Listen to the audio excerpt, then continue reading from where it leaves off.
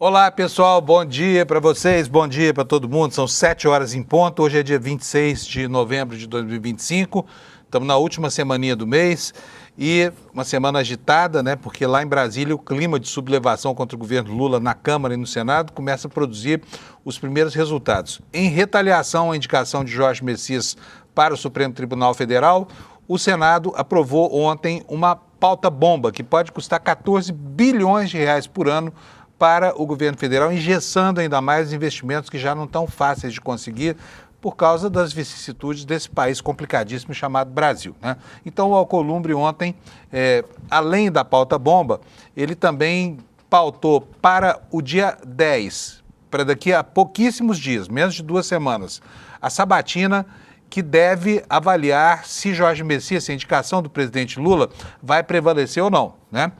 Só para vocês terem uma ideia do que acontece, normalmente o indicado faz uma campanha que toma muito tempo, porque ele tem que falar com praticamente todos os senadores para assegurar a sua votação. Mas o Alcolumbre tirou do Messias essa chance e se quiser conversar com os senadores que vão votar a favor ou contra a sua indicação, ele vai ter que fazer plantão e andar muito rápido, né? Porque o tempo urge.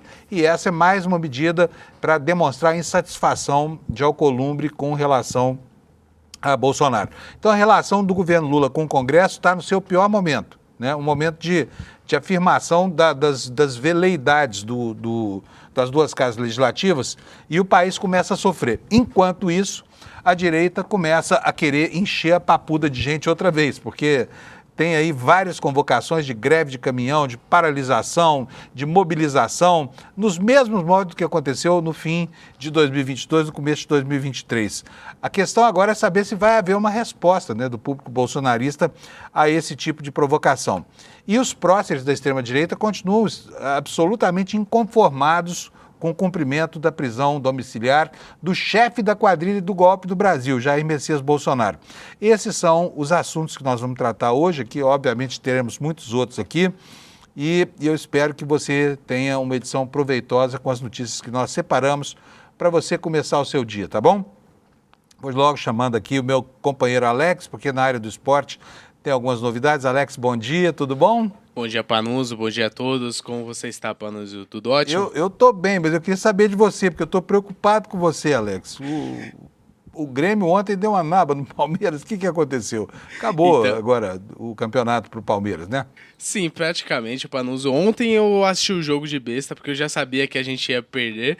Eu já tava com Como aquele assim, sentimento. Alex? Como assim? É porque o Palmeiras, Panuso, o Abel Ferreira poupou 11 jogadores, pensando no confronto de sábado contra o Flamengo, e ontem entrou com um time misto, um time reserva praticamente, contra o Grêmio, que é um grande time lá do Sul, e o Palmeiras começou até ganhando o jogo com o gol do Facundo Torres, e eu falei, é uma esperança para nós torcedores do Palmeiras, porém, logo no finalzinho do primeiro tempo, o Grêmio fez o gol de empate após um latereio do Marcos Rocha e o Acuso fez o gol ali do Grêmio.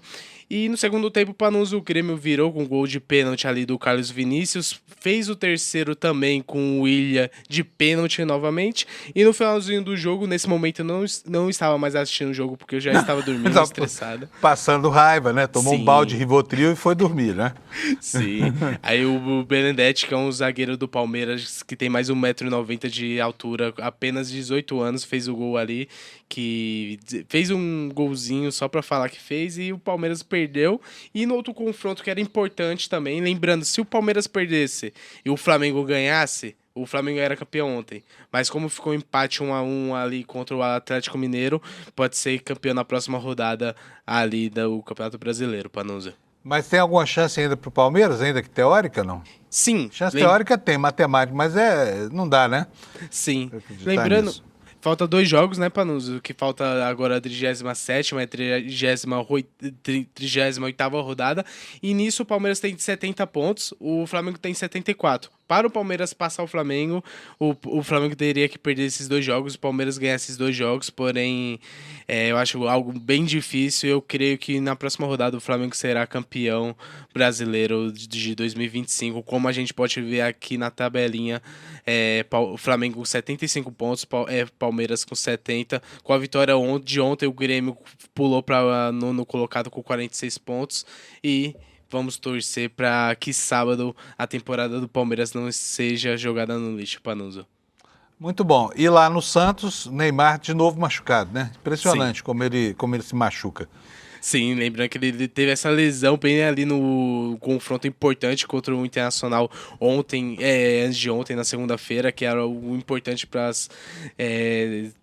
o Santos na temporada, ali na briga pelo rebaixamento, e agora torcer e verificar o que vai acontecer com o nosso menino Ney, Panusa. Nosso não, o seu. Não tem nada a ver com isso, não. Não sou santista e nem gosto do Neymar. Achei ele um jogador muito cheio de mimimi. Sim. Enfim, era isso para hoje? Sim, e voltando naquela artezinha, Panuso, só para não deixar passar, vai ter o jogo hoje entre Fortaleza e Red Bull Bragantino, jogos da 36ª rodada, então amanhã a gente traz o resultado desse confronto, Panuso. Vamos nessa. Beleza, maravilha. Valeu, Alex. Beleza, gente. Vamos para a meteorologia agora, gente. Hoje a situação no país... Cadê o mapa da meteorologia aqui? Me perdi aqui nas minhas páginas aqui, muitas aqui abertas, mas eu vou abrir de novo aqui o navegador na página do Instituto Nacional de Meteorologia para você saber como é que vai ser o tempo hoje. Tem uma faixa de tempo ruim hoje no Brasil, está aí na tela aí para vocês, olha, que vai lá desde a Cabeça do Cachorro e atravessa o país em diagonal, vem até o litoral do sul da Bahia, Espírito Santo, norte do Rio de Janeiro, né? Com 2 alertas aqui, alerta de chuvas fortes, vamos abrir aqui para ver o que é, os dois são iguais, né? Alerta de tempestade. O que nos diz esse alerta aqui? Chuvas de entre 30 e 60 milímetros, podendo chegar a 100 milímetros por dia, e ventos que podem chegar a 60 ou 100 quilômetros por hora. Queda de granizo no radar, tá? Essa região toda aqui, olha, que passa aqui desde o norte até o litoral brasileiro. Esse é o quadro da meteorologia para hoje, tá? Vou voltar aqui para a página do Instituto Nacional de Meteorologia para a gente ver como é que estão as temperaturas hoje, né, no país. E aqui nesse mapa, que é o mapa coloridinho, é o mapa da previsão do tempo, nós temos aqui, olha, as áreas de chuva em verde escuro, né, bem no extremo oeste do país, e lá em cima, atravessando aqui, olha, o sul do Pará, em direção ao litoral da Bahia. Vai chover muito. Temperaturas agora. Porto Alegre, máxima de 27 hoje, vai ser um dia quente. Em Florianópolis, 23. Curitiba, o dia começou com 14, vai a 22. Aqui em São Paulo, 25 graus de máxima. O dia começou bonito hoje, hein? Mas tem a previsão de nuvens com chuvas isoladas, né? Lá no Rio de Janeiro é a mesma coisa, 27 graus, fresquinho para os padrões dos cariocas. Em Vitória, temperatura vai a 28 graus. Em Belo Horizonte, a 29. Em Brasília, tem chuva prevista hoje para Brasília, temperatura máxima de 26 graus. Em Goiânia, a temperatura vai chegar a 31, forninho lá em Goiânia, né? Em Campo Grande, 33 graus. Cuiabá, 35, calorão. Porto Velho, 30 graus. Rio Branco, 32. Manaus, 33. Lá em Boa Vista, nuvens com previsão de calor também, 35 graus. Em Macapá, 34. E Belém, a mesma coisa, tá? Em São Luís deve chover, tem muitas nuvens no horizonte, máxima de 32 graus. Em Teresina, para variar, a maior temperatura do Brasil, 38 graus. E nas capitais do Nordeste, a partir daqui, olha, Fortaleza com 32, chuva isolada na previsão. Em Natal, nuvens, chuva isolada, 31, a mesma coisa para Recife com 30 graus. Em Maceió, 31 graus. E em Aracaju, 31. Em Salvador também 31 graus. E por último, Palmas, lá no Tocantins, terá um dia de temperaturas amenas para os padrões locais lá, né? 30 graus, dia que começou com 24, uma variação térmica muito pequena, ou seja, calor o dia inteiro, tá? E agora, já tendo apresentado a meteorologia para hoje, para orientar o seu dia, nós vamos saber quais são os destaques aqui na capa do iclnoticias.com.br, tá? E olha aqui, olha, já temos aqui uma novidade lá no placar do julgamento eletrônico, né, do Supremo Tribunal Federal. O STF confirmou as decisões do Alexandre de Moraes sobre o cumprimento das penas dos que foram recolhidos do Núcleo 1 por causa recolhidos em definitivo, né? Por causa do julgamento da condenação na trama golpista, né? Daqui a pouquinho o Kleber vai dar para a gente os bastidores do que está acontecendo, tá bom? Temos aqui, olha, uma matéria especial sobre as ligações, as conexões do governador de São Paulo. São conexões indiretas que envolvem, inclusive, laços de parentesco e profissionais muito intrincadas. Daqui a pouquinho a gente vai dissecar isso aqui para você, tá?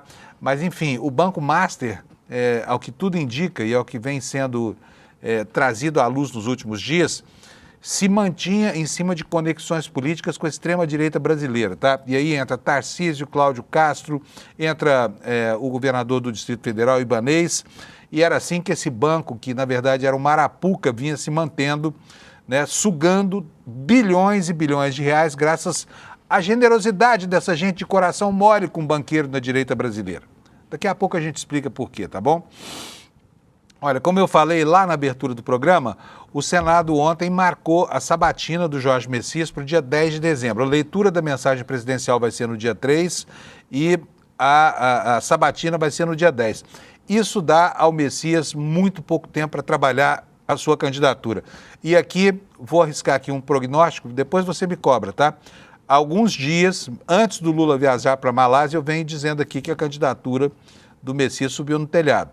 Tá? Já houve um precedente na história brasileira, lá em 1894, na fundação da República, né, o presidente Floriano Peixoto começou a indicar pessoas que não tinham notório saber jurídico e houve 5 recusas. Tá? Então, esse precedente histórico pode estar sendo preparado agora, porque os ânimos estão muito ruins lá no Congresso Nacional, especialmente no Senado agora, com relação à sabatina do Jorge Messias. Fica aqui, tá em aberto, se o Lula vai conseguir manter essa indicação ou não, né? Será, em mais de um século e 20 anos, será a primeira vez que o Senado recusará, se é que isso vai acontecer, uma indicação presidencial. Mas o clima está pintando, tá bom?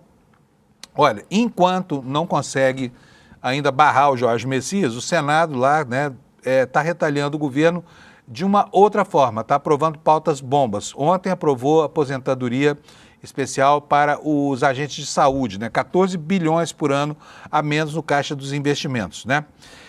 E a Júlia Zanata, olha, vocês estão vendo aqui, a deputada da tiara, né? Aquela deputada que gosta de adornos fascistas na sua tiarinha, ela está praticando muito bem o conceito de liberdade de expressão que a direita preza. Liberdade de expressão é aquilo que é falar bem dos caras, entendeu? Se falar mal não pode. E aí ela está usando o X, que muito diligentemente está comunicando a suspensão de contas que criticam essa senhora lá de Santa Catarina. Daqui a pouco a gente vai ver. E amanhã nós vamos ter a Amanda Miranda aqui contando para a gente dos bastidores desse clima lá, tá bom?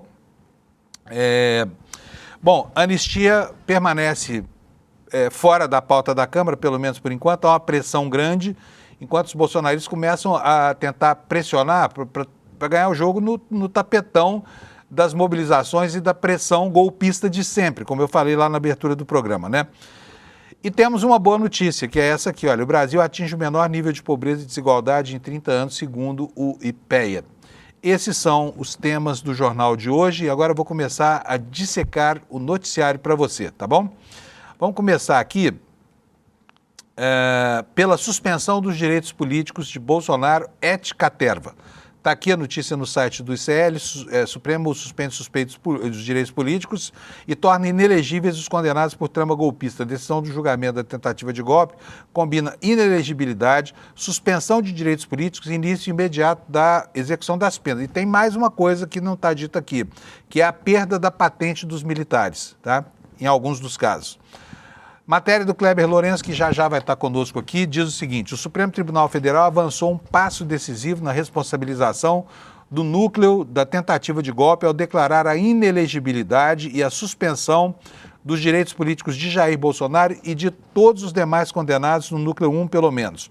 A medida sustentada pelo trânsito em julgado reconhecido pelo ministro Alexandre de Moraes atua em 2 frentes distintas. Ela aplica a lei da ficha limpa, que impede candidaturas após condenação colegiada, e aciona o artigo 15, inciso 3º da Constituição, que determina a suspensão dos direitos políticos enquanto durarem os efeitos da condenação.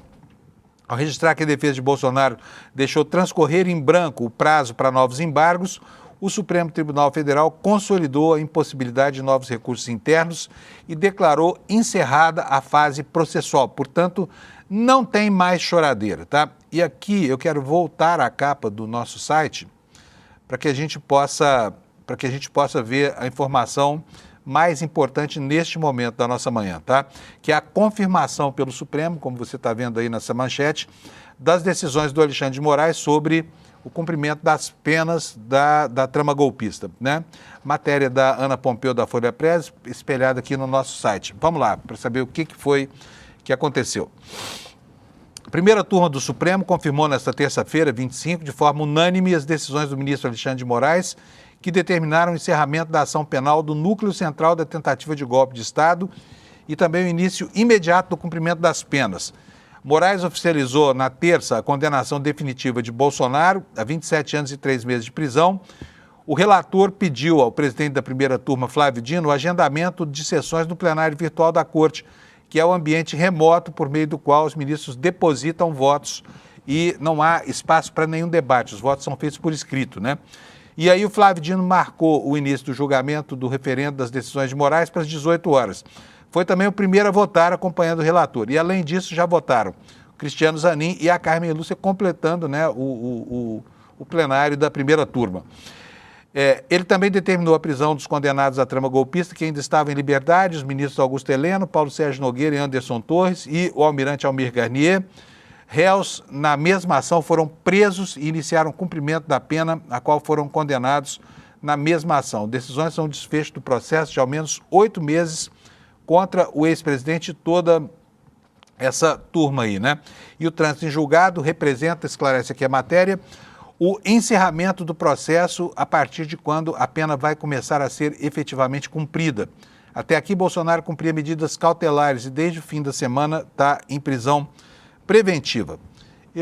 Alex, me disse se nós já temos aqui o Kleber, se já está conectado? Beleza, já temos o Kleber, então vou chamar o Kleber Lourenço para conversar com a gente. Kleber, bom dia, amigo, tudo bem? Bom dia, Panunzio, bom dia, comunidade do ICL. Kleber, eu sei que você trabalha duro aí nos bastidores, conta para nós o que está por trás. Aliás, eu queria até aproveitar para mostrar aqui um pouco do clima que a extrema-direita está criando no Brasil. Estão fazendo coisas do Arco da Velha de novo, né? Convocando manifestações de caminhoneiros, enfim, a coisa tá. Quer ver só, olha aqui, é uma matéria do site Metrópolis. Dá uma olhadinha aqui, Kleber. Olha aqui, ó. Apoiadores cogitam greve de caminhoneiros por soltura de Bolsonaro, seguida por aliados do ex-presidente. Uma página ligada ao deputado federal Eduardo Bolsonaro convoca manifestações para os próximos dias. Não foi só ele, não, hein? Inclusive tem vídeos requentados aí que remontam aos vários momentos de transtorno para a vida nacional que os bolsonaristas estão reaproveitando para tentar convocar uma manifestação que paralisaria o país, né? Eu vou até, Kleber, antes de você falar, vou pedir aqui para o Alex colocar para a gente um vídeo com uma convocação que está rodando na internet aí, Sóstenes Cavalcante, dizendo que vai acabar com o Brasil. Mostra para nós, Alex, por favor.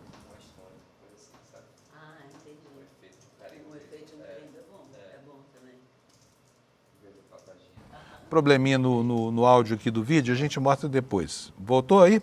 Podemos chamar o vídeo? O áudio voltou? Voltou o áudio, Alex? Fale aqui, agora é o áudio do Alex que sumiu. Daqui a pouquinho eu chamo o vídeo. Kleber, conta para nós dos bastidores dessa história toda. O que você apurou? Áudio. As primeiras horas da manhã de ontem, de prontidão já para a execução desses mandados de prisão. Tanto é que houve uma articulação tanto quanto interessante, né? Tanto o general Heleno quanto Paulo Sérgio, antes mesmo dos mandatos serem expedidos, já foram para o Comando Militar do Planalto para o cumprimento da pena, para evitar o tumulto da imprensa, evitar imagens. Vamos ver o vídeo antes então, Panunzio, e aí a gente comenta em cima?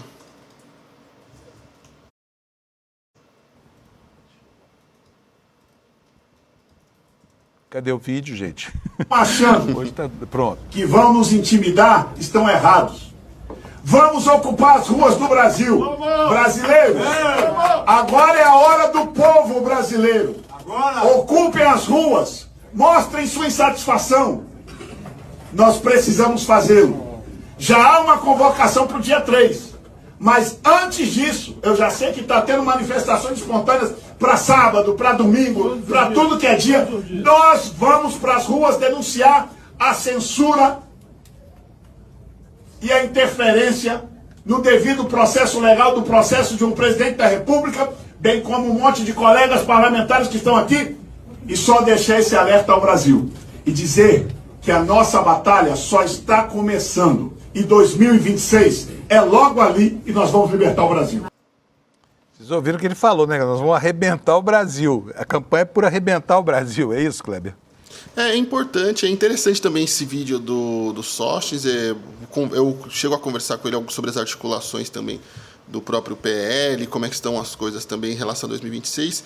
E eu conversei com líderes do PL e alguns deputados ligados ao bolsonarismo, e ele fala sobre essa coisa de fechar as ruas, os caminhoneiros e manifestações, mas o próprio PL, desde o final de semana, quando o Bolsonaro foi preso preventivamente pelo episódio da solda e da tornozeleira, Panúncio, já encontra dificuldades de se articular para 2026. E essa dificuldade de articulação já era encontrada, inclusive, no próprio bolsonarismo para as manifestações. Vide as manifestações anteriores que tiveram ali baixa adesão se comparadas com outras no histórico do bolsonarismo. Além disso, um outro ponto importante é que, desde que houve o inquérito da tentativa de golpe, muitos dos apoiadores, e aí quando eu falo apoiadores eu falo de financiadores, ou também o famoso pessoal do agro, conforme as mensagens do general Mário Fernandes no inquérito da Polícia Federal, tornaram-se mais receosos em participar e apoiar esse tipo de manifestação. Então tem dois eixos ali que são fundamentais para o bolsonarismo se articular, seja para 2026, seja para manifestações e reações contra a prisão do ex-presidente Jair Bolsonaro, que estão completamente prejudicados, o eixo financeiro e o eixo político na figura do próprio presidente. As figuras com quem eu conversei no PL falaram que uma das coisas que acabou se tornando mais difícil na articulação foi o fato de que agora tudo se concentra em Flávio Bolsonaro. Então, as demandas que forem solicitadas, as articulações que forem feitas, passam primeiro por Flávio Bolsonaro. Flávio Bolsonaro leva isso para o ex-presidente Jair Bolsonaro, e aí devolve-se as informações e aí é distribuído. E assim, obviamente, Flávio Bolsonaro tem interesses político-eleitorais também para 2026. Publicamente ele fala que quer disputar a reeleição ao Senado, mas todos nós sabemos que ele também é um dos cotados ou para ser uma cabeça de chapa ou vice na chapa presidencial da extrema-direita no ano que vem. Então, ele também já tem acusações e reclamações dentro do próprio PL, e isso é um bastante interessante, Panúncio, de que há uma preocupação de Flávio começar a filtrar as informações, ou seja, passar adiante apenas o que for interessante para ele. Veja só, e assim, já vimos as mensagens anteriores da família Bolsonaro, a gente vê que a relação do Bolsonaro com os filhos não é da mais cordial. A gente tem o Eduardo Bolsonaro falando todo tipo de descalabro para o próprio pai. Mandou o pai tomar naquele lugar, né? Agora, olha só, essa pressão toda é um desespero da extrema-direita brasileira para tentar cacifar a pauta da anistia lá no Congresso. Como é que está o andar da carruagem com relação a esse assunto, Kleber? Parece que está tudo tranquilo por enquanto, né? Apesar de termos aí o Hugo Mota e o Alcolumbre, que são duas pessoas que aí não dá nem minimamente para confiar, né? Exatamente. Eu conversei com o presidente da Câmara, Hugo Mota, no início da semana. Ele já havia sinalizado que pressões externas não fariam ele alterar ou fazer grandes movimentações na pauta da casa. E ontem, mais para o final da noite, aliás, é uma observação interessante, sem que houvesse uma reunião de líderes, ontem Mota conversou individualmente com todos os líderes da casa, um a um, não fez uma reunião com todos em conjunto, e após isso divulgou a pauta da semana. E nessa pauta tem temas menores, não temos temas de grande repercussão, e deixou de fora a discussão sobre a anistia, viu? Isso já era previsto, ele já tinha sinalizado para aliados, a gente já tinha adiantado também na segunda-feira, e aí ele confirmou com a pauta da semana. E isso vem de um esforço do próprio Hugo Mota e também de lideranças do Centrão de evitarem pautas ali que possam criar um grande debate público que possa queimar a imagem da Câmara dos Deputados, que já foi bem prejudicada pelos próprios deputados ao longo do ano. Então isso também reforça a visão dos líderes do Centrão de que eles veem a anistia como uma pauta que prejudica a imagem da casa, Panunzio. Muito bom, Kleber. Valeu. Olha, muito obrigado para você. E bom trabalho aí, porque o Kleber segue com a gente durante o dia, alimentando o site, fazendo a produção do N1. Ele é um homem multitarefa. Um abraço para você, Kleber. Até amanhã, tá? Obrigado, Panunzio. Valeu até pela mais. atualização. Tchau, tchau. Tchau, tchau. Gente, vocês estão vendo aí essa movimentação? Vou mostrar para vocês aqui agora uma coisa dessas de internet aí que a gente acha. Os perfis da direita estão pululando de tantas convocações aí para que as pessoas se mobilizem, mas acho que não está dando muito certo, hein? Vou mostrar para vocês por quê. Bota aí para mim no ar, por favor. Isso aqui é uma das convocações aí, são os perfis satélites, né, que são usados como ferramentas auxiliares nas mobilizações bolsonaristas aqui. Esse aqui é de um tal Agro do Brasil, né, bandeirinha do Brasil, de patriota, e diz o seguinte, olha, se você não está conseguindo ler, eu leio para você. Estamos a caminho de Brasília. Centenas e milhares de motoqueiros aqui de Santa Catarina. E um outro responde, o tal de Patrick responde aí embaixo, olha, indo de carro com 2 amigos, chegou a hora de dar um basta nisso. O pessoal diz que está indo para Brasília. Estão querendo encher a papuda de gente de novo, só pode ser. Mas, em todo caso, agora vou mostrar para vocês o que está acontecendo mesmo de verdade. Olha só a mobilização, como não está funcionando. Roda para nós o vídeo da buzina, por favor, Alex.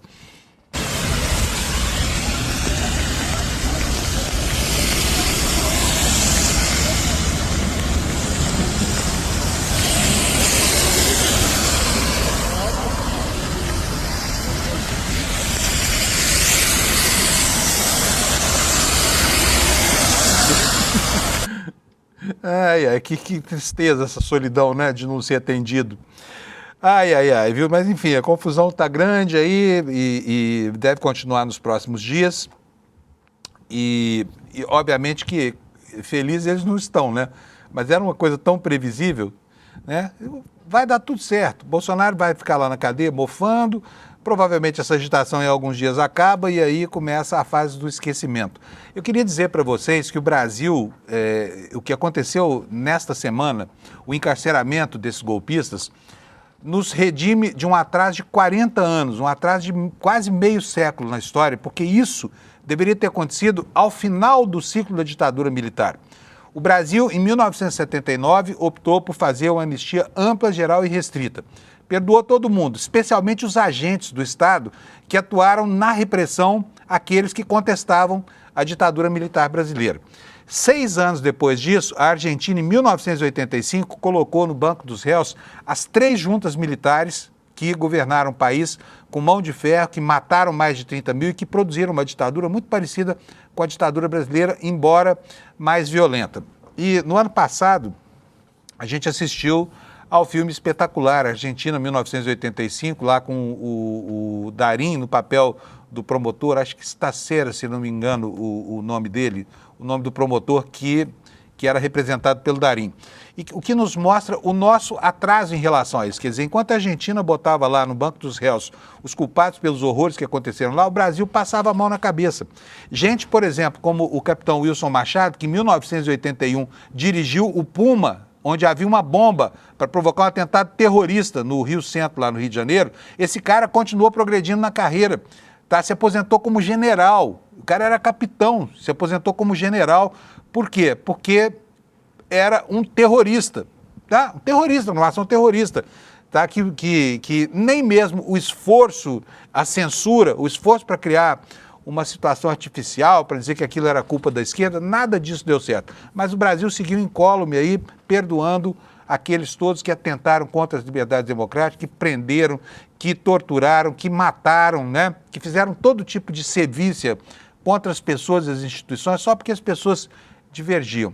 Nós estamos com 40 anos de atraso, e esse atraso começa a ser tirado agora. Então, isso que a gente está vendo, convocação de gente para afrontar os poderes, essa coisa toda, muito provavelmente está nos estertores, porque o julgamento da trama golpista vai necessariamente colocar um ponto final nesta arrogância que decorre da sensação de impunidade, principalmente quando os atores do processo golpista são militares, porque sempre se passou a mão na cabeça deles. Duvido que um tiranete qualquer, um candidato a tirano qualquer agora, se aventure, como fez Bolsonaro, sequer a cogitar, a pensar em golpe de Estado no Brasil. Então nós estamos vivendo uma semana histórica que provavelmente deve ser estudada nas aulas de história dos cursos de ensino médio no Brasil pelas próximas gerações. Um momento muito importante na história da República, tá bom? É o que vai acontecer, o que se espera que aconteça, e é também aquilo que o país precisa que aconteça, porque não é possível que nós tenhamos tido, no período republicano, já 8 constituições, uma história de um golpe atrás do outro e que isso não cesse nunca. Então essas ameaças aí, depois do que aconteceu no Brasil agora, não poderão nos servir como referência de comportamento, tá? Acabou a fase do golpe de Estado do Brasil, assim como encerrou lá na Argentina em 1985, com a condenação da junta militar, o ciclo dos golpes. E que assim seja, tá? Nós já temos a Manu? Alex? Manu ainda não. Então daqui a pouquinho nós vamos ter a Manu. A Manu vai dar pra gente o clima lá em frente à Polícia Federal, onde está o Bolsonaro daqui a pouco, tá bom? E quero falar agora com vocês sobre o que está acontecendo lá no Congresso Nacional. Vocês sabem que houve lá uma série de beicinhos, né? O clima tá péssimo. Primeiro, o Alcolumbre ficou magoado, porque não conseguiu que o Lula convenceu o Lula a indicar o Rodrigo Pacheco para essa vaga do Supremo. O governo também agiu de uma forma estranha, porque não se reuniu antes com o Alcolumbre, ele simplesmente anunciou já como fato consumado a indicação do Jorge Messias. E ontem, aliás, eu quero saber se o Henrique conseguiu tirar para mim aquelas 2 sonoras do Alcolumbre de ontem. Alex, me fala aqui, por favor. Sim, então nós vamos ver aqui o anúncio ontem, que foi feito ontem, da indicação do Jorge Messias, porque aconteceram 2 coisas ontem. Primeiro foi a aprovação de uma pauta-bomba pelo Senado, uma pauta-bomba que tira 14 bilhões do orçamento da República para dar uma aposentadoria especial aos agentes de saúde. Mas também houve a marcação da sabatina do Jorge Messias. Está aqui, inclusive, na minha tela, o Alex vai mostrar para vocês, olha, o Senado marca a sabatina de Jorge Messias para o dia 10 de dezembro, tá?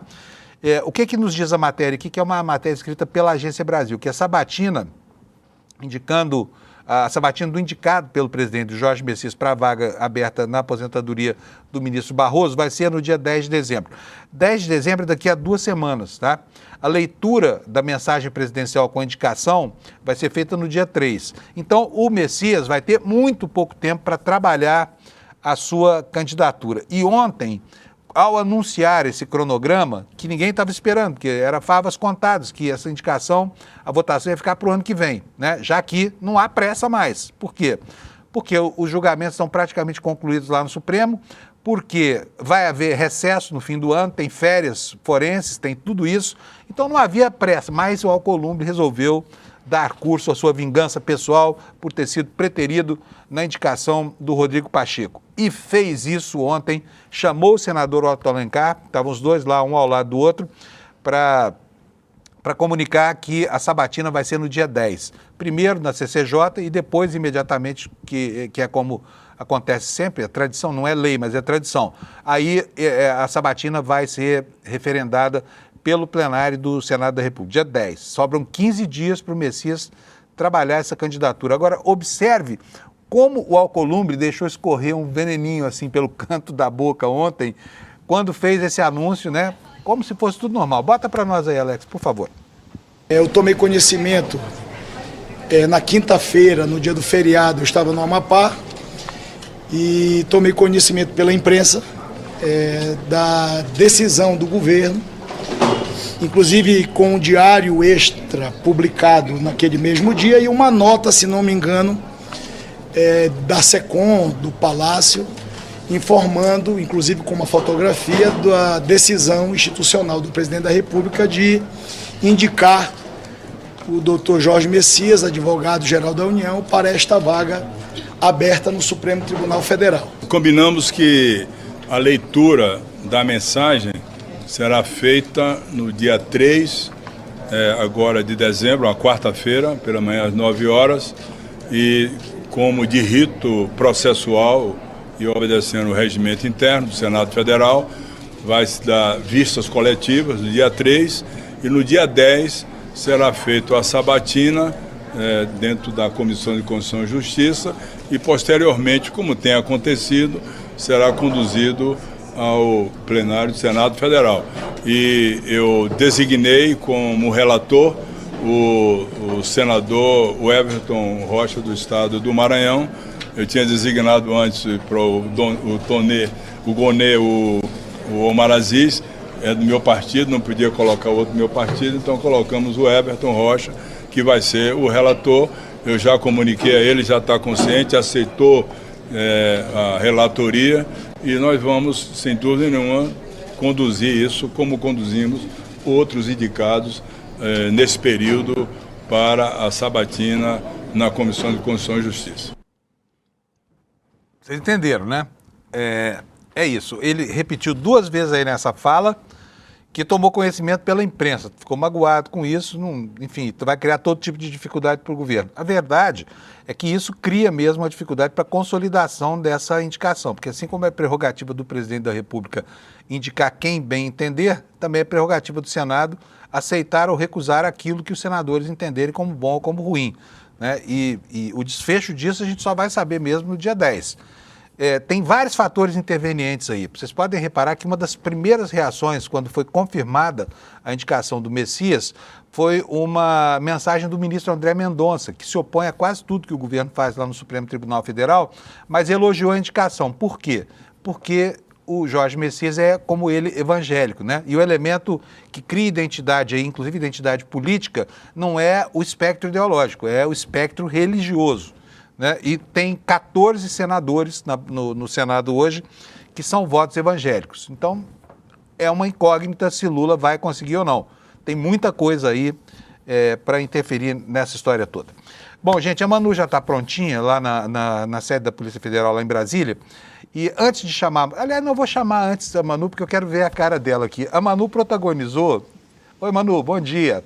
Manu tá de onça hoje. Ixi! Olá! Bom dia, Manu. Tudo bem? De novo, hein, Panúzio? De novo de onça.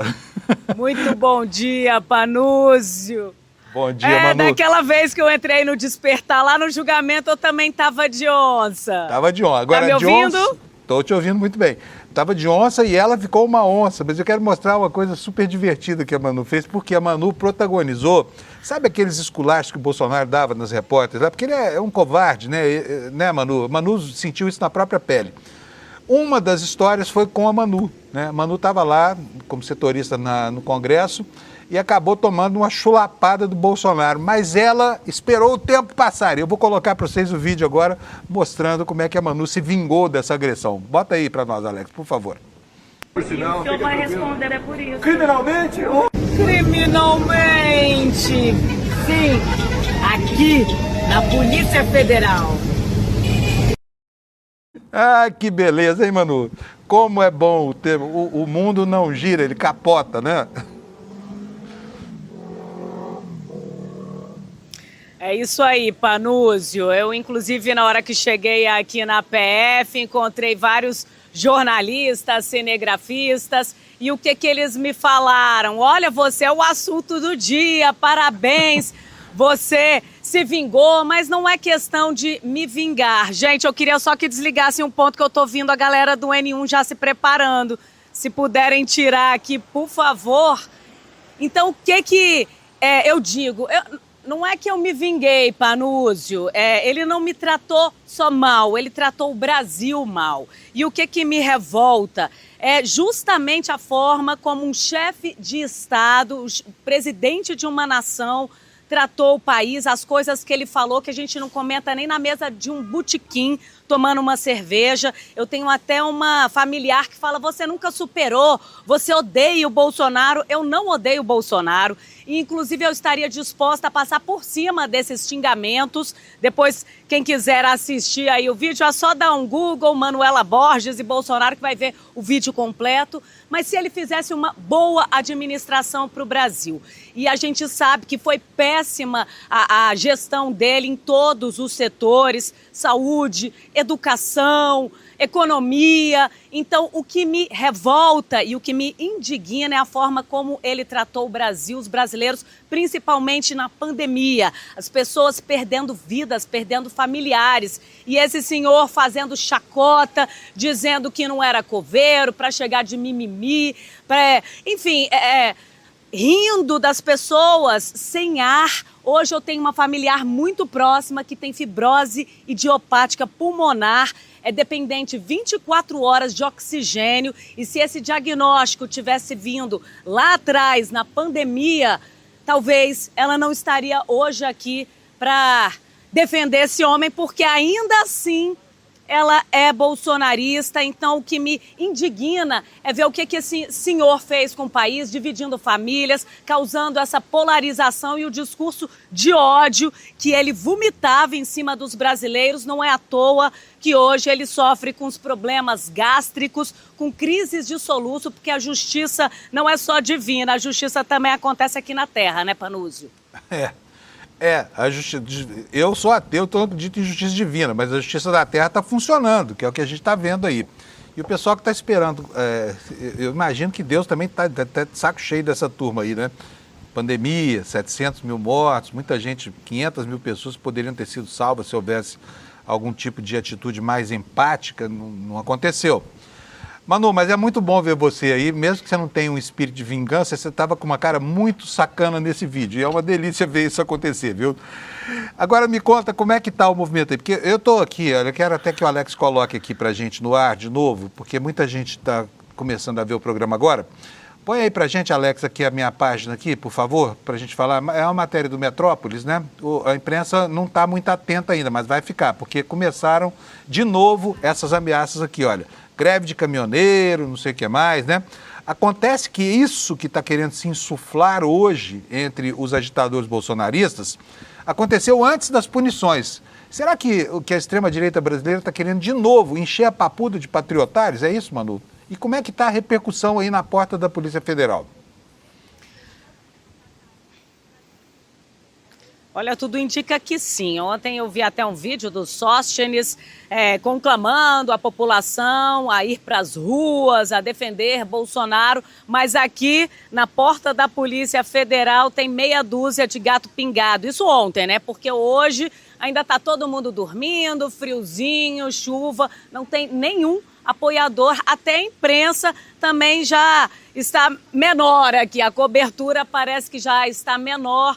Os jornalistas já devem estar em outras pautas, porque o Brasil segue normalmente. Então já tem uma manifestação marcada para o dia 3, que é uma quarta-feira. A gente viu que a última manifestação que eles marcaram para uma quarta-feira flopou geral. Aliás, desde 7 de setembro, que era uma data clássica que os bolsonaristas iam para as ruas defender esse senhor, a gente viu que foi muito esvaziada aqui em Brasília, deu menos de 7 mil pessoas. Em São Paulo foi um pouco maior, lá na Paulista, mas em Brasília foi muito aquém do esperado. E essa outra que eles convocaram, que também caiu numa quarta-feira, não deu praticamente ninguém, nem 1.000 pessoas.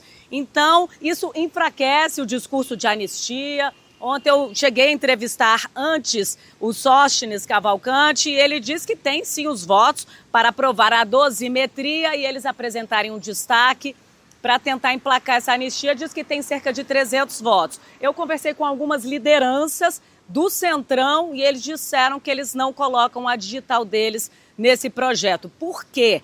Porque quando tiveram aquelas manifestações gigantescas em todo o Brasil, a população pedia não só o fim da PEC da blindagem, mas também anistia não, sem anistia. Então, falta menos de um ano para as eleições, os políticos estão de olho, porque se eles votarem pela anistia, haverá povo na rua, vai ter uma mobilização gigante.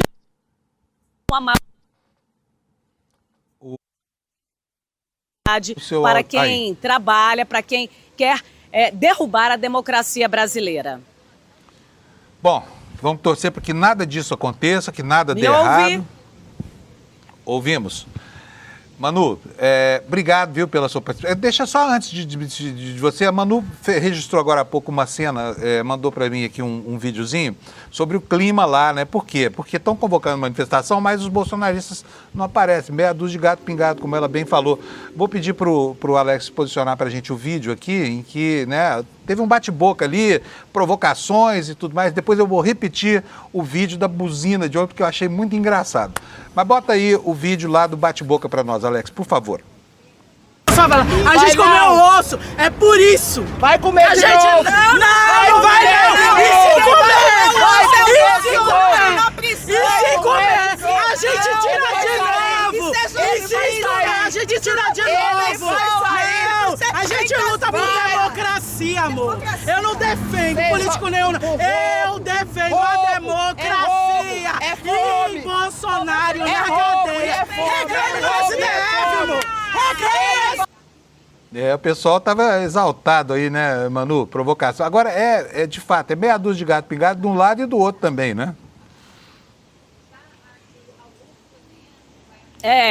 Ontem teve a Marcha das Mulheres Negras aqui em Brasília e parte delas veio para a sede da PF, elas estouraram champanhe, comemoraram, vou festejar,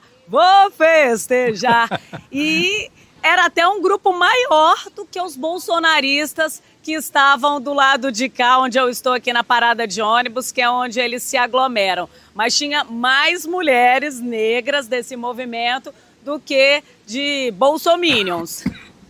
Muito bom. Manu, você vai ter um longo dia por aí, tá? Que tudo termine bem para você.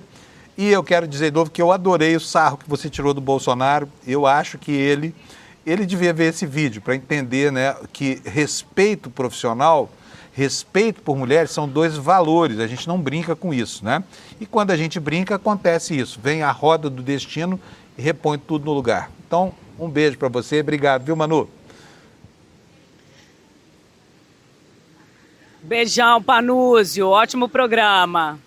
Tchau, até mais tarde. Manu vai estar daqui a pouco no N1 também, viu, gente? Atualizando as informações lá de Brasília, né?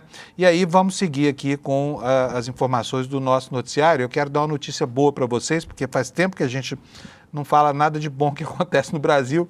E hoje tem aqui, em meio a todo esse turbilhão de coisas aí acontecendo, uma notícia bem legal para você. Olha só isso aqui que vai estar na sua tela agora. O Brasil está no menor nível de pobreza e de desigualdade dos últimos 30 anos, tá? E isso aqui é um estudo do IPEA. Vou aumentar o tamanho da página para a gente poder saber o que é que está acontecendo. Olha, a matéria aqui no site do ICL Notícias, eu repito, é iclnoticias.com.br, diz o seguinte: o Brasil alcançou em 2024 os melhores resultados de renda, desigualdade e pobreza de toda a série histórica de pesquisas domiciliares. A conclusão está em uma nova nota técnica do Instituto de Pesquisas Econômicas Aplicadas, que é o IPEA, que analisa os levantamentos feitos pelo Instituto Brasileiro de Geografia e Estatística desde 1995. Esse estudo, publicado na terça-feira, ontem, é assinado pelos pesquisadores Pedro Herculano Souza e Marcos Danta Heckscher. Não sei se é exatamente assim que fala sobre o nome dele, é Heckscher. Segundo os autores, ao longo das 3 décadas, a renda domiciliar per capita aumentou cerca de 70%, enquanto o coeficiente de Gini, o índice de Gini, caiu quase 18%, e a taxa de extrema pobreza recuou de 25% para menos de 5%. Eles destacaram que o progresso não foi linear, ele se concentrou sobretudo entre 2003 e 2014 e voltou a ganhar força depois entre 2021 e 2024.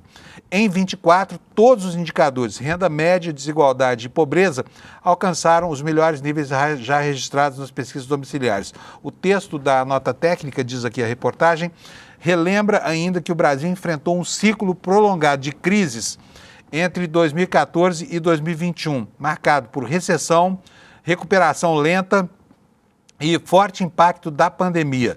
Em 2021, a renda per capita atingiu o menor patamar de uma década e, a partir de então, o movimento se inverteu. De 2021 a 2024, a renda média cresceu mais de 25% em termos reais. É o maior avanço em 3 anos seguidos desde o Plano Real, acompanhado por reduções expressivas dos indicadores de desigualdade. Então, é uma notícia para ser comemorada por todo mundo, tá? Vamos falar um pouquinho mais sobre a trama golpista, a condenação e as sanções aplicadas, né, ao grupo chefiado pelo chefe do bando, pelo Bolsonaro, tá? Está aqui o custo que isso vai ter ao Brasil, né, apenas para os militares que foram condenados, tá bom? Sabe quanto vai custar o pagamento dos soldos deles durante o período do encarceramento? 2 milhões de reais por ano é o que vai custar. Matéria que está no portal do UOL. Diz o seguinte, olha, mesmo que percam postos e patentes em eventual decisão do STM, o ex-presidente Bolsonaro e os demais militares condenados na trama golpista vão seguir recebendo pensões que somadas chegam a 2 milhões de reais por ano. O direito passa às esposas e filhas menores de idade solteiras, mas isso só em caso de confirmação da perda da patente, porque até lá eles recebem normalmente, tá? Quer dizer, os militares continuam recebendo seus soldos. Se for, a partir do momento que são encarcerados, passam a receber as filhas e as mulheres. O general Augusto Heleno, de 78 anos, é o que tem maior valor de aposentadoria. Entre os 5 militares reformados ou na reserva que tiveram condenação transitada em julgado ontem, ele recebe atualmente R$ 38.100 por mês. O ministro Alexandre de Moraes determinou que o general cumpra a pena no Comando Militar do Planalto, lá em Brasília.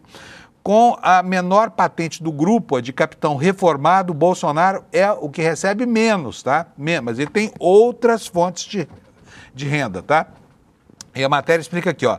Caso perca a patente, o soldo de R$ 12.861 mensais passa a quem? Michele Bolsonaro. Portanto, continua de posse da família, né? E a filha Laura, de 15 anos de idade. Mas isso diz respeito apenas à aposentadoria militar, porque como ex-deputado ele ainda tem direito a uma remuneração de mais 30.265 que não vai perder. Resta saber aqui, porque a matéria não fala, mas o Bolsonaro também é funcionário do PL, do Partido Liberal. Será que o partido vai continuar pagando para ele ficar fazendo nada na cadeia, né? Precisamos perguntar isso. Eu vou sugerir ao Kleber que faça essa pergunta ao PL, se o Bolsonaro vai ser demitido ou se vai continuar assessorando o partido do lugar onde está, da carceragem da Polícia Federal, tá? Então, essa é a notícia, tá bom? Agora eu quero mostrar para vocês um assunto correlato, um assunto paralelo. Vocês sabem, a gente tem falado bastante aqui, desde que a Amanda Mendonça começou a participar intensivamente aqui da nossa programação do ICL, ela tem mostrado ao mundo as idiosincrasias lá de Santa Catarina, o estado mais bolsonarista do Brasil, onde a direita está às turras, né? E a exposição de certas figuras lá de Santa Catarina acabou trazendo à tona comportamentos que são absolutamente estranhos. Por exemplo, o da deputada Júlia Zanato. A deputada Júlia Zanato é uma pessoa que diz que defende liberdade de expressão, essa coisa toda, mas no fundo não defende nada, né? O que ela faz é a mesma coisa que todo radical de direita faz. E ela é uma das mais radicais entre os militantes dessa facção política bolsonarista no Brasil. Olha só o que ela está fazendo em conluio com o X, né, contra quem fala criticamente a respeito dela, né? O X está notificando e suspendendo contas que viralizam porque fazem o quê? Críticas à deputada da Tiara. A deputada Tiara fascista. Ela não suporta, ela não tolera ser criticada. E vocês sabem que ela teve no fulcro do noticiário porque a nossa repórter, a Amanda, descobriu que ela está dando dinheiro para um amigo, dono de uma academia de tiro lá em Florianópolis, chamada Top Gun, R$800 mil, tá? Então ela está na ordem do dia. E lá dentro, internamente em Santa Catarina, as críticas partem inclusive da extrema-direita, que está às turras, como eu falei. Mas vamos ver o que diz aqui a nota. A rede social X notificou pelo menos 8 contas que viralizaram conteúdos de críticas à deputada federal Júlia Zanato por determinação da própria parlamentar, super democrática, né? X, tira aí, e o X vai lá e tira. Em outros casos, precisa de ordem judicial para eles cumprirem. E eles cumprem de má vontade. Mas no caso da Júlia Zanato, não. Companheira, né, da vertente fascista lá do Elon Musk, ela tem esse privilégio de ser atendida no seu pleito, né? Então ela notificou, e o Twitter, por sua vez, notificou essas 8 contas, E aqui nos diz a reportagem, o aviso foi enviado por e-mail, informando o pedido de remoção de conteúdo e alegando que não se pode fornecer informações sobre o processo. Ou seja, a decisão é lá interna e não presta contas para ninguém, tá? Afinal de contas, é uma empresa, não é uma instituição. Não há democracia, né, nas instâncias decisórias do Twitter em relação à sua clientela. Então vamos lá. O anúncio foi enviado com essa observação de que não se pode obter informação sobre o processo, e a plataforma responde a uma notificação extrajudicial de Zanata, solicitando a remoção imediata das postagens dos perfis. Zanata é uma das parlamentares que encabeçam a Frente Parlamentar em Defesa da Liberdade de Expressão, hein? Veja só, no seu próprio X, ela defende liberdade irrestrita, menos quando ela, a bonitona, é criticada, né? E ela se opôs a um projeto de lei para facilitar a retirada de conteúdo ofensivo na internet, que teve seu requerimento de urgência aprovado. O que ela escreveu? Olha, em 12 de novembro passado, toda a semana a Câmara pauta a tentativa de restringir a liberdade de expressão e acabar com a internet. Não adianta deputado ficar dizendo que o problema é o Supremo, quando na Câmara, os líderes partidários, em sua maioria, aceitam que esses projetos sejam pautados em plenário. Eu votarei não, sempre quando for para restringir a liberdade de expressão. Em junho, esclarece aqui a matéria, essa deputada da extrema-direita lá de Santa Catarina divulgou uma nota em nome da Frente Parlamentar em Defesa da Liberdade de Expressão sobre o caso de uma condenação judicial do Léo Lins. Lembra desse caso? Então, o Léo Lins é aquele que se apresenta como humorista. Lembra muito bem aqui o texto da reportagem. E ela esclarece aqui que a nota dizia o seguinte: liberdade de expressão é um dos pilares fundamentais do Estado Democrático de Direito. Criminalizar manifestações humorísticas é permitir um perigoso processo de erosão da liberdade cultural e intelectual do país. Só que no mesmo mês ela manifestou críticas ao Supremo Tribunal Federal sobre a responsabilização da plataforma quanto a conteúdos de terceiros. Basicamente, os ministros consideraram que alguns tipos de conteúdo deviam ser removidos das plataformas sem a necessidade de uma decisão judicial. A ênfase em postagens sobre tentativas de golpe de Estado, abolição violenta do Estado Democrático de Direito, terrorismo, etc, etc. Então fica aqui o registro do proselitismo, de alguém que se apresenta como sendo uma paladina da liberdade de expressão e, garganta, conversa fiada. Tá? A extrema-direita não preza a liberdade de expressão. A extrema-direita preza a liberdade de detratar as instituições. É isso que eles dizem que é a liberdade de expressão. Promover atentado à bomba, né? Promover lockouts e paralisações de caminhoneiros no Brasil, né? Promover atos como aqueles que a gente viu no 8 de janeiro e também no 12 de dezembro, que são atos diretamente contra as instituições, né? E atos mesmo terroristas. Essa é a deputada Júlia Zanata, tá? Essa é a deputada que faz proselitismo com o direito alheio à liberdade de expressão que ela não tolera. E assim vou terminando essa edição de hoje. Espero que você tenha gostado, que você tenha ficado bem informado e preciso dizer para vocês que hoje é o penúltimo dia antes disso aqui que você está vendo. Olha aqui, Teoria Crítica da Sociedade, o lançamento do nosso segundo curso de pós-graduação aqui do ICL. Vai ser amanhã, tá? E eu estou aqui reiterando o chamamento para vocês, é amanhã às 8 horas da noite. É bem legal essa pós-graduação aqui e eu tenho certeza absoluta que você que tem interesse por ampliar o seu universo intelectual não vai se furtar em comparecer. E eu digo mais, hein? Além da formação acadêmica, além de você ampliar o seu universo intelectual, ao aderir a esse tipo de iniciativa do ICL, você está ajudando a manter esse jornalismo que a gente faz aqui. Um jornalismo livre de qualquer amarra. Um jornalismo totalmente ético e honesto. Então, considere assistir pelo menos a aula magna, tá bom? Para isso, vem aqui, olha, despertaicl.com.br e você já está nos dando uma grande ajuda se você simplesmente assistir a essa apresentação da nossa segunda turma de pós-graduação, tá bom? Espero que você goste e eu já falei, esta eu vou fazer. Quem sabe se você não vai ser meu colega nessa turma da pós-graduação sobre a teoria crítica da Escola de Frankfurt, que é muito, muito importante conhecer, tá? Amanhã, 8 horas da noite. Hoje, você entra aqui, despertaicl.com.br, deixa lá seu e-mail e amanhã você ganha o ingresso para participar dessa aula magna, tá bom? Quero desejar para você uma ótima quarta-feira. Tá? E amanhã, às 7 da manhã, nós estamos de volta aqui para entender o que foi que aconteceu com o Brasil nas próximas 24 horas. Obrigadão pela sua audiência, até amanhã. Imagina juntar Nancy Fraser, uma das maiores intelectuais do planeta, com Álvaro Lineira, ex-vice-presidente da Bolívia, com Elias Jabbour, com Gessé Souza, com Vladimir Safatli e com alguns dos maiores intelectuais vivos do planeta para ensinar uma pós-graduação de um curso que nunca foi dado no Brasil, que vai ser oferecido por um preço quase que simbólico para as pessoas. É o ICL fazendo história novamente. Dia 27 de novembro, eu vou anunciar para vocês todos os detalhes da nossa pós-graduação, Teoria Crítica da Sociedade. Pela primeira vez esse curso no Brasil, um curso que é muito demandado fora do país e que até hoje não tinha sido oferecido aqui. A gente resolveu oferecer só com os melhores professores do mundo para vocês. Te espero dia 27.